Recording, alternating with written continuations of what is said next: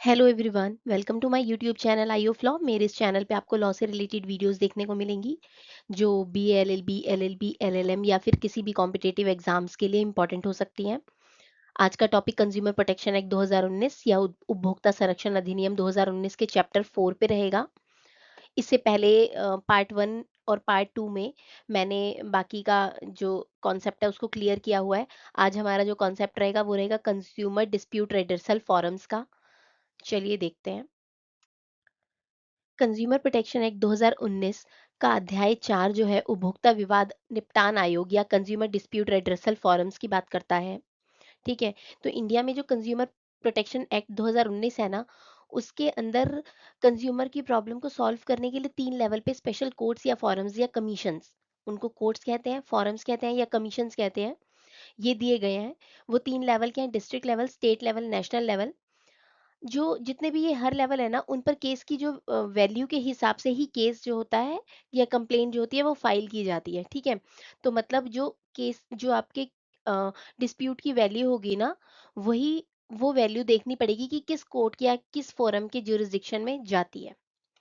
तो इस तरीके से हमारे पास जिला उपभोक्ता विवाद निपटान आयोग, district consumer dispute redressal forum, राज्य उपभोक्ता विवाद निपटान आयोग, consumer state consumer dispute redressal forum, फिर राष्ट्रीय उपभोक्ता विवाद निपटान आयोग यानी कि national consumer dispute redressal forum. ठीक है। सबसे पहले देखते हैं जिला उपभोक्ता विवाद निपटान आयोग। अब ये हम सबसे पहले देख रहे हैं क्योंकि ये डिस्ट्रिक्ट लेवल पे काम करता है। ठीक है। District consumer dispute redressal forum, जो जिला उपभोक्ता विवाद निवारण आयोग है, इसका गठन कौन करता है? ये राज्य सरकार करती है। इसको कौन बनाता है? राज्य सरकार बनाती है, उसी डिस्ट्रिक्ट की राज्य सरकार। ठीक है। जिस राज्य में वो डिस्ट्रिक्ट आता है। जिला स्तर का पहला उपभोक्ता शिकायत मंच है। ये जो जिला उपभोक्ता विवाद निपटान आयोग, ये जो कमीशन है ना, ये जिला स्तर का पहला उपभोक्ता शिकायत निवारण मंत्र है। मतलब अगर कोई कंज्यूमर डिस्प्यूट्स आते हैं तो ये पहला मंच होगा जहां पे कंज्यूमर जाकर के अपनी कंप्लेंट को रेज करेंगे। अब इसकी कंपोजिशन देख लेते हैं, संरचना कैसे है। इसमें जो अध्यक्ष होते हैं वो मौजूदा या सेवानिवृत्त, मतलब या तो अभी जो करंट होते हैं या रिटायर्ड जिला न्यायाधीश, डिस्ट्रिक्ट जज जो होते हैं, डिस्ट्रिक्ट कोर्ट्स के जो जजेस होते हैं, चाहे वो एक्स डिस्ट्रिक्ट जज हो गए या अभी करंट जो अभी हैं, वो उन दोनों में से कोई अध्यक्ष होते हैं इस भी गठन के। और सदस्य दो नियुक्त किए जाते हैं, जिसमें कम से कम एक महिला सदस्य का होना जरूरी है। इसमें दो सदस्य नियुक्त किए जाते हैं, एक फीमेल मेंबर का होना जरूरी है। अब ये जो नियुक्ति है, ये सदस्य और अध्यक्ष का चयन सरकार करती है। इसमें कौन सदस्य रहेंगे, कौन अध्यक्ष रहेंगे, इसका चयन कौन करता है? सरकार करती है। ठीक है। अब आधिकारिक क्षेत्र यानी कि ज्यूरिसडिक्शन, तो इसकी मॉनेटरी ज्यूरिसडिक्शन क्या होगी? 1 करोड़ तक के जितने भी मामले होंगे ना, 1 करोड़ तक के मामले, 1 करोड़ तक के उपभोक्ता विवाद इसी कोर्ट के अंदर आएंगे, इसी कमीशन के अंदर आएंगे। ठीक है। इसी फॉरम के अंदर आएंगे। और भौगोलिक ज्यूरिसडिक्शन यानी कि टेरिटोरियल ज्यूरिसडिक्शन क्या होती है? ये उस जिले में दाखिल की जाती है जहां विपक्षी दल रहता है या काम करता है या जहां पे विवाद हुआ है। ठीक है। अब इसके फंक्शंस एंड पावर्स, मतलब ये जो कमीशन है, ये जो आयोग है, इसके पास क्या पावर्स हैं और इसके फंक्शंस क्या हैं? तो इसके पावर्स और फंक्शंस क्या हैं? दोषपूर्ण माल, जो मतलब डिफेक्टिव गुड्स होते हैं, कमजोर सेवा, दी सफिशिएंट सर्विसेज, जो जितने वादे हैं उतनी सेवा नहीं देना, अनुचित व्यापार प्रथाएं, अनफेयर ट्रेड प्रैक्टिसेस और जरूरत से ज्यादा कीमत वसूलने से संबंधित शिकायतें स्वीकार करता है। अब ये कैसे मामले देखता है? जिसमें डिफेक्टिव गुड्स आते हैं, दोषपूर्ण माल, या फिर डिसफिशिएंट सर्विसेज आ गई, अनफेयर ट्रेड प्रैक्टिसेस आ गए, या फिर एमआरपी से ज्यादा या जो फिक्स प्राइस सरकार ने रखा हुआ है उससे ज्यादा पैसे वसूले जा रहे हैं, तो वो मामले देखेगा। सबूतों की जांच करेगा। अगर इसके पास कंप्लेंट आती है तो देखता है कि उस कंप्लेंट को सपोर्टिंग एविडेंस क्या है, उनकी जांच करेगा। और इसके बाद वो हियरिंग कंडक्ट कराएगा दोनों पार्टीज के बीच में। ठीक है। अगर हियरिंग में देखा जाता है कि कोई पार्टी जो है, जो मैन्युफैक्चरर या सेलर सर्विस प्रोवाइडर है, वो डिफॉल्ट है कर रहा है, वो उसका फॉल्ट निकलता है, तो उसको क्या कहता है कि या तो इसको सही माल दो, विक्टिम को सही माल दो, या इसके पैसे वापस करो, और जो उसको क्षति हुई है ना, जो लॉस हुआ है, उसका मुआवजा भी दो, कंपनसेट भी करो इसके लॉस के लिए। ठीक है। ऐसे आदेश ये कमीशन, ये आयोग पारित करता है।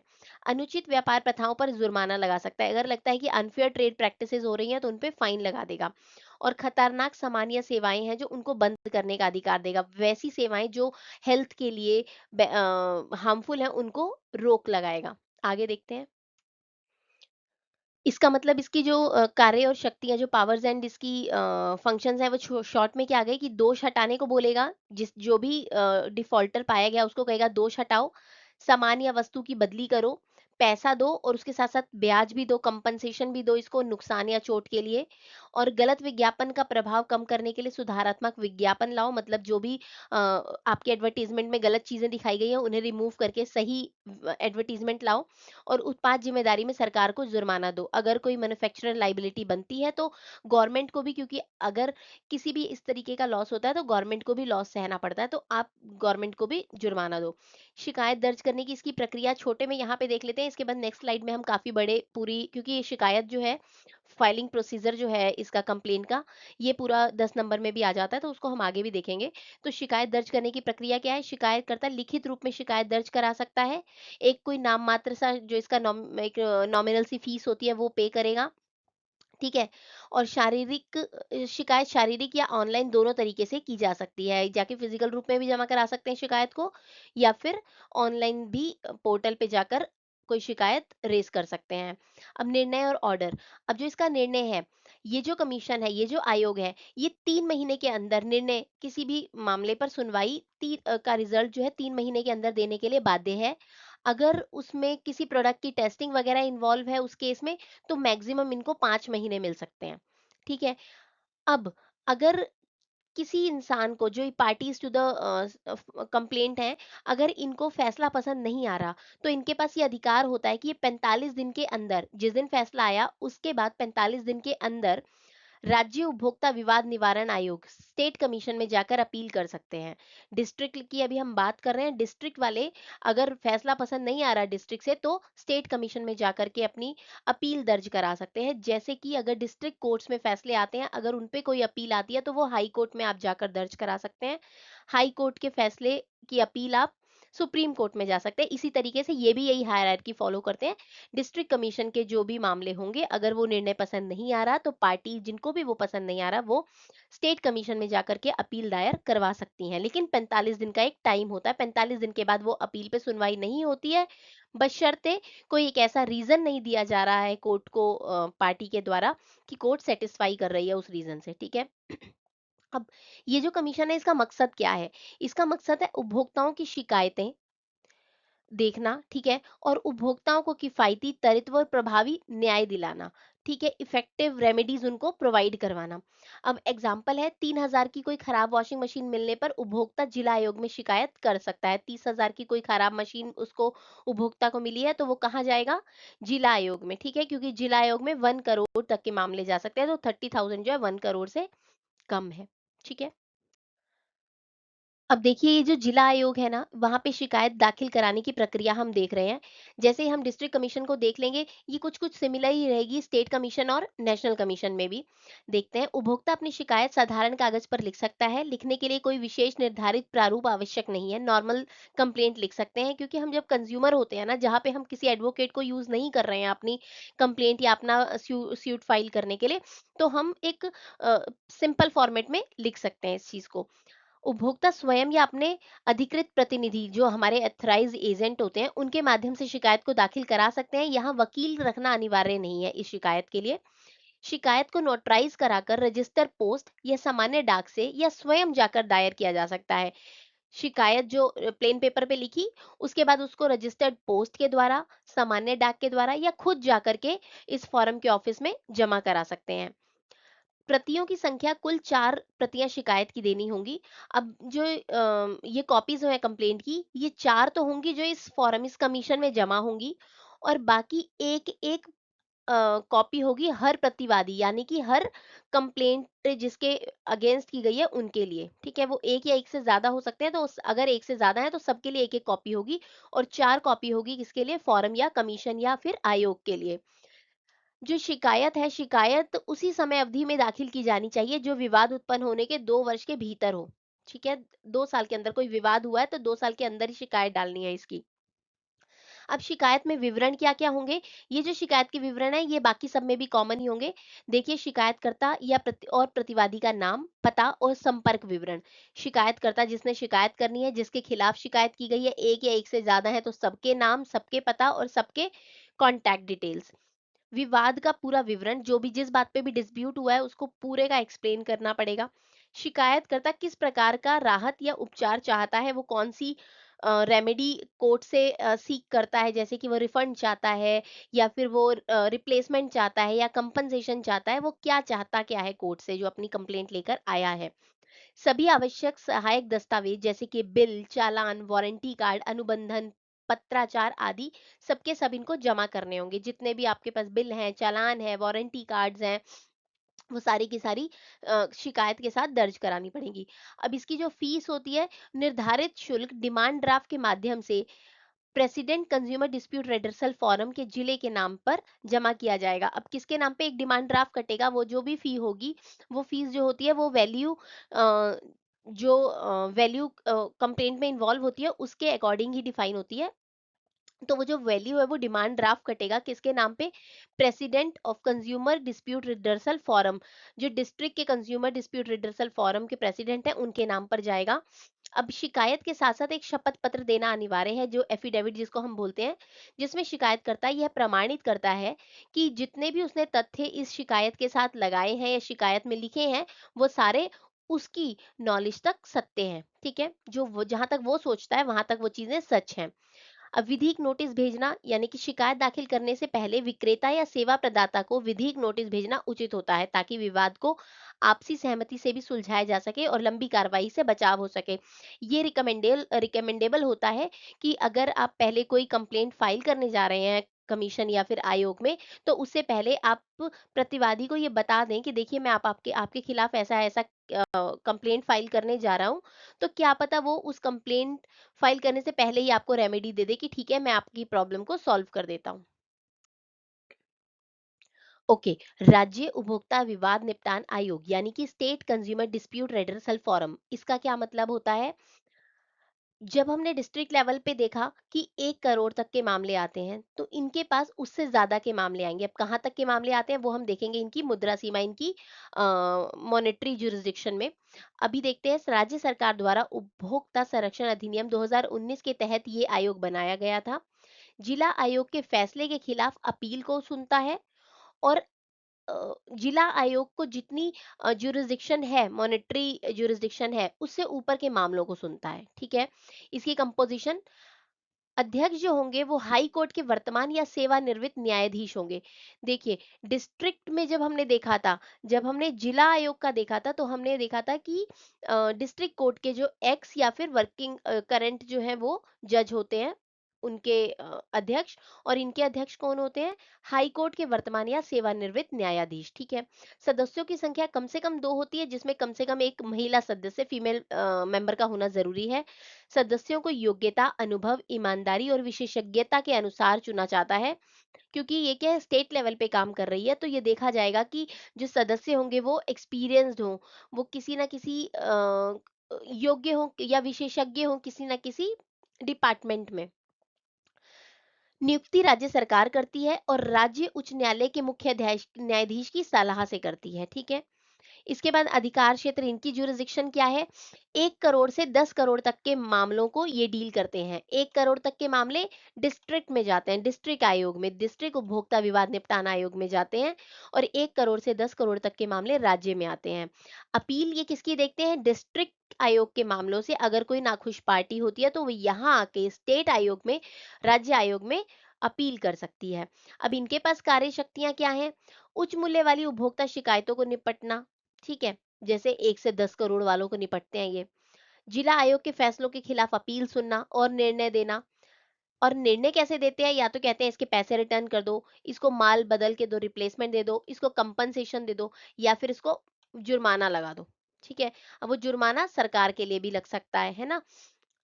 उपभोक्ता संरक्षण अधिनियम के तहत आपराधिक दायित्व और दंड लगा सकता है। वीडियो कॉन्फ्रेंसिंग के माध्यम से सुनवाई कर सकते हैं ये। ठीक है,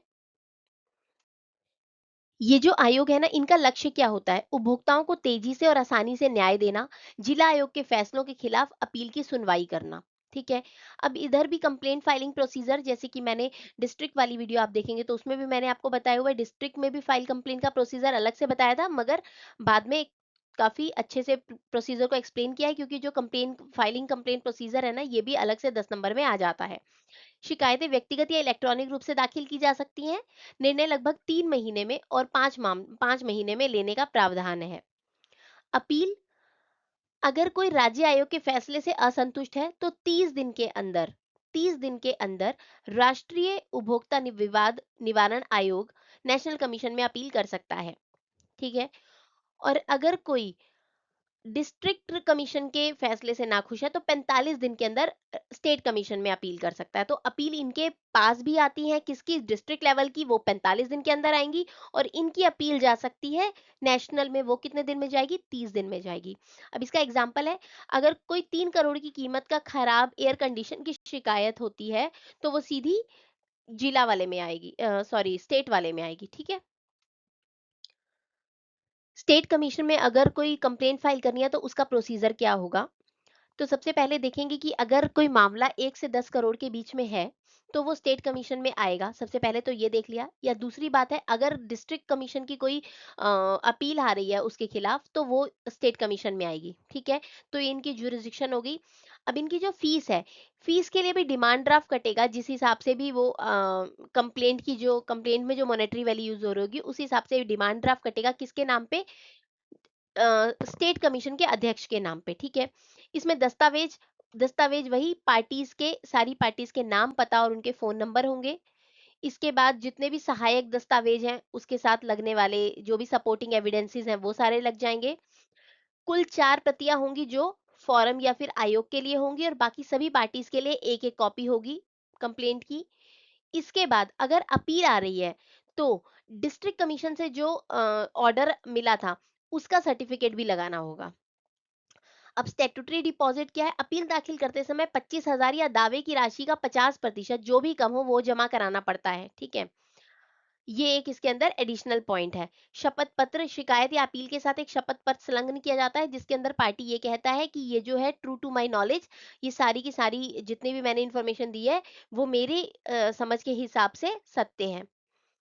समय सीमा जो होती है, आयोग की समय सीमा जो है इस राज्य आयोग में, अपील आने की समय सीमा 45 दिन है, उसके अंदर ही यहाँ पे कंप्लेंट या रजिस्टर करानी पड़ती है। अतिरिक्त जानकारी, शिकायत या अपील सीधे उपभोक्ता स्वयं भी दाखिल कर सकता है, इसके लिए वकील लेने की कोई जरूरत नहीं होती है।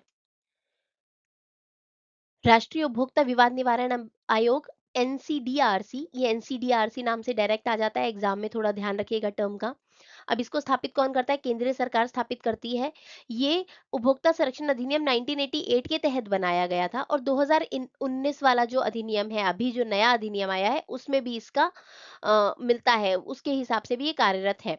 कंपोजिशन, अध्यक्ष इसमें सुप्रीम कोर्ट के वर्तमान या सेवानिवृत्त न्यायाधीश होंगे। ठीक है। सदस्यों की संख्या 7 से अधिक हो सकती है, जिसमें महिला सदस्य भी होती हैं। सदस्यों में अर्थशास्त्र, कानून, वाणिज्य, सरकारी मामले, प्रशासन आदि के विशेषज्ञ, इसमें भी एक्सपर्टीज होने जरूरी है। नियुक्ति केंद्रीय सरकार करती है, मुख्य न्यायाधीश भारत की सलाह से। ठीक है। जो भी भारत के मुख्य न्यायाधीश है उनकी सलाह से जो हमारी सेंट्रल गवर्नमेंट है वो करती है इसके सदस्यों की और अध्यक्ष की नियुक्ति। आधिकारिक क्षेत्र यानी कि जुरिस्डिक्शन, इनकी मुद्रा सीमा कितनी है? 10 करोड़ से ऊपर के मामले सारे इसी आयोग में आते हैं, राष्ट्रीय उपभोक्ता विवाद निवारण आयोग में आते हैं। अपील अधिकार, इनके पास अधिकार है कि अपने से नीचे वाले जितने भी आयोग हैं उनकी अपील ले सकते हैं। पुनरीक्षण अधिकार, रिविजनल जुरिस्डिक्शन, राज्य आयोग के फैसलों की कानूनी समीक्षा कर सकते हैं ये। ठीक है। सुओ मोटो लेकर भी देख सकते हैं, और कभी कंप्लेंट आती है तो देखेंगे ही देखेंगे। इनके पास शक्तियाँ क्या हैं? ये गवाहों को बुला सकते हैं, शपथ लेने के लिए पूछताछ कर सकते हैं, जो ये दस्तावेज यूज हो रहे हैं, जो भी डॉक्यूमेंट्स यूज हो रहे हैं इस कंप्लेंट में उनकी जांच कर सकते हैं। एफिडेविट्स पे ये साक्ष्य ले सकते हैं। विशेषज्ञ रिपोर्ट ले सकते हैं, अगर किसी का पर्टिकुलर कंप्लेंट में कोई विशेषज्ञ की मतलब जरूरत है तो उनको बुलवा सकते हैं, उनसे कुछ सलाह मशवरा राय ले सकते हैं, रिपोर्ट्स ले सकते हैं। अगर कोई अपमान का मामला हो जाता है तो उच्च न्यायालय के समान ये दंड दे सकते हैं, पनिशमेंट दे सकते हैं। दोषपूर्ण वस्तु का सुधार या उससे मुक्ति, ऐसा आदेश दे सकते हैं मैन्युफैक्चरर या सर्विस प्रोवाइडर को कि अगर उन्होंने कोई दोषपूर्ण वस्तु या कोई सर्विस दी है तो उसको वापसी ले लो, नया माल उपलब्ध करा दो, पूरी धनराशि ब्याज सहित दे दो विक्टिम को, या मुआवजा दे दो, या पनिशमेंट भी दे सकते हैं। भ्रामक विज्ञापन के लिए सुधारात्मक विज्ञापन की मांग कर सकते हैं। उत्पाद की गलतियां, प्रोडक्ट अगर कोई प्रोडक्ट लाइबिलिटी आती है तो भी ये दंड दे सकते हैं। कार्यप्रणाली ये कैसे कार्य करते हैं? जल्दी, सस्ता और प्रभावी न्याय दिलाते हैं। 10 करोड़ से ऊपर के मामले सारे इस आयोग में आ जाते हैं और संयुक्त शिकायतें और वर्ग कार्यवाही भी करते हैं। अपील, अब इनके मामले से नाखुश पार्टी जो है सुप्रीम कोर्ट में 45 दिन में अपील दायर कर सकती है, और इनके पास अपील कब आती है? 30 दिन के अंदर, अगर स्टेट कमीशन से कोई नाखुश पार्टी होती है तो 30 दिन के अंदर इनके पास आ जाती है। उदाहरण ले लेते हैं, 12 करोड़ का कोई मूल्य की कार है, उसमें खराबी हो गई तो सीधा इसी आयोग में आ जाएंगे उपभोक्ता। नेशनल कमीशन में जो शिकायत है वो किस तरीके से दर्ज कराई जाएगी, उसका प्रोसीजर देख लेते हैं। जुरिसडिक्शन सबसे पहले कि 10 करोड़ से ऊपर के मामले अगर होते हैं तो सीधा इसे आयोग में आएंगे, या स्टेट कमीशन की कोई अपील आ रही है स्टेट कमीशन के खिलाफ तो यहाँ पे आएगी। अब जो इसकी फीस है वो आवश्यक शुल्क 5,000 रुपये निर्धारित है, जो registrar national commission dispute redressal commission के नाम पे डिमांड ड्राफ्ट में जमा की जाएगी। अपील दायर करने की जो सीमा है वो 30 दिन के भीतर है। राज्य आयोग ने फैसला दिया, 30 दिन के भीतर इस आयोग में आप आके अपील कर सकते हैं। सुप्रीम कोर्ट में अगर अपील करने जाना है तो 45 दिन के भीतर करना पड़ेगा। तो अब तक हमने डिस्ट्रिक्ट कमीशन, स्टेट कमीशन या नेशनल कमीशन तीनों के ही प्रोसीजर देख लिए कंप्लेंट फाइल करने के। अब हम देख लेते हैं ऑनलाइन कंप्लेंट कैसे फाइल की जाती है। अगर कंप्लेंट फाइल करने का क्वेश्चन आता है तो आपने देखना है, अगर 10 नंबर में आ रहा है तो केवल कंप्लेंट कंप्लेंट लिख देंगे कि किस तरीके से फाइल हुई है तीनों में अलग अलग। और अगर ये क्वेश्चन 20 नंबर में आ रहा है तो आपको पहले ये लिखना पड़ेगा कि राज्य आयोग क्या होता है, डिस्ट्रिक्ट आयोग क्या होता है, नेशनल आयोग क्या होता है, और उनको डिफाइन करने के बाद उनके कंप्लेंट का प्रोसीजर लिखना पड़ेगा। अब देखते हैं कि ई दाखिल या फिर एनसीएच प्लेटफॉर्म क्या है, जिसमें ऑनलाइन उपभोक्ता शिकायत दाखिल करने की प्रक्रिया देखते हैं। अब उपभोक्ता शिकायत केवल ऑफलाइन ही नहीं बल्कि ऑनलाइन माध्यम से भी दाखिल कर सकते हैं। ऑनलाइन पोर्टल पर रजिस्ट्रेशन उपभोक्ता www.consumerhelpline.gov.in वेबसाइट या ई दाखिल पोर्टल पर जाकर रजिस्टर करा सकते हैं। शिकायत दर्ज करने के चरण क्या है? आवश्यक विवरण, डिटेल्स भरनी है सारी, जितने भी संबंधित दस्तावेज हैं जैसे हमने डिस्ट्रिक्ट वाले में पढ़े थे जिसमें बिल आता है, चालान आता है, वारंटी कार्ड आता है, वो सब हमें अपलोड करना पड़ेगा। इसके बाद सब कुछ पूरा होने पर शिकायत सबमिट करेंगे। शिकायत दर्ज होते ही एक यूनिक कंप्लेंट आईडी मिलेगी, जिसकी मदद से शिकायत की स्थिति या हम उसको ट्रैक कर सकते हैं, स्टेटस देख सकते हैं। अब वैकल्पिक माध्यम ऑनलाइन के लिए दूसरे क्या वैकल्पिक माध्यम है, ऑल्टरनेट ऑप्शंस क्या हैं? यदि चाहें तो उपभोक्ता राष्ट्रीय उपभोक्ता हेल्पलाइन नंबर जो दे रखे हैं उन पर भी कॉल करके शिकायत दर्ज करा सकते हैं। जो शुल्क होगा वो भी, समय शुल्क जो है उसका भुगतान भी हम ये ऑनलाइन पेमेंट गेटवे के माध्यम से कर सकते हैं। देखिए एक बार फीस की टेबल देख लेते हैं कि अप टू 5 लाख के मामले, अगर 5 लाख तक के मामले आ रहे हैं तो उनके लिए कोई भी फीस नहीं है। 5 से 10 लाख के मामलों के लिए 200 रुपये फीस है। 10 लाख से ऊपर के जितने भी मामले आएंगे उनके लिए 4,000 रुपये फीस है। और अपील के लिए कोई भी फीस नहीं लेता है ये आयोग। तो ये 4 नंबर में भी ये क्वेश्चन आ सकता है कि जितने भी हमारे राष्ट्रीय आयोग हैं या हमारे राज्य आयोग है या जिला आयोग है, इनमें फीस कितनी पे करनी पड़ती है। अब अपील प्रक्रिया देख लेते हैं, अपील प्रोसेस क्या है। उपभोक्ता संरक्षण अधिनियम 2019 के अंतर्गत अपील का समय सीमा बहुत ही कड़क होती है। लेकिन अगर कोर्ट या आयोग के सामने वैलिड रीजन दिया जाता है पार्टी के द्वारा तो वो अलाउ भी कर देते हैं लेट अपील को भी, ठीक है। जिला आयोग से अगर राज्य आयोग में अपील जा रही है तो 45 दिन के समय के भीतर होनी चाहिए। राज्य आयोग से राष्ट्रीय आयोग में अगर अपील जा रही है तो 30 दिन के भीतर होनी चाहिए। और राष्ट्रीय आयोग से सर्वोच्च न्यायालय यानी कि सुप्रीम कोर्ट में अगर अपील जा रही है तो 45 दिन के अंदर अपील को फाइल करना जरूरी होता है। इससे एक्स्ट्रा कुछ इंपॉर्टेंट बातें क्या है कि ये जो समय सीमा है ना, ये जिस दिन ऑर्डर आया ना उस दिन से ही 30 दिन या 45 दिन काउंट किए जाते हैं। अगर समय सीमा के भीतर अपील नहीं की गई है तो कोर्ट के पास ये पावर होती है कि वो अपील को रिजेक्ट करती है। और लेट अपील को लेने की भी कोर्ट के पास ही पावर होती है। वैलिड अगर रीजन होता है पार्टी के पास तो कोर्ट लेट अपील को भी एक्सेप्ट कर लेती है। तो ये सारी जितने भी बातें हैं ना, ये 2019 के अधिनियम में स्पष्ट रूप से लिखी गई हैं। शिकायत निवारण आयोग की प्रक्रिया या कार्यप्रणाली, इसमें सबसे पहली बात होती है कंप्लेंट फाइल की जाती है। जो भी उपभोक्ता कंज्यूमर या शिकायतकर्ता होता है वो अपनी किसी कंप्लेंट को दर्ज कराता है आयोग में। वो आयोग कैसे डिसाइड किए जाते हैं, किस आयोग में कराएंगे, वो क्लेम राशि जो भी दावा राशि होती है उसके आधार पर तय होता है कि ये डिस्ट्रिक्ट फोरम में जा रहे हैं या फिर स्टेट कमीशन में या नेशनल कमीशन में जा रहे हैं। शिकायत का रिटर्न में होना जरूरी है। इसके बाद शिकायत जो है वो आयोग में फिजिकल रूप में या इलेक्ट्रॉनिक माध्यम से भी दर्ज कराई जा सकती है। फिर ये जो आयोग है ये एक सम्मन जारी करते हैं और हियरिंग कंडक्ट कराते हैं। आयोग जो है शिकायतकर्ताओं के और विपक्ष को नोटिस भेजता है, दोनों पक्षों की सुनवाई कराता है और आवश्यक दस्तावेज जो एविडेंसेस या डॉक्यूमेंट्स होते हैं वो मंगवाता है। सबूतों की जांच की जाती है और मामले की पूरी प्रक्रिया देखी जाती है। इसके बाद राहत देना, रेमेडीज देते हैं ये।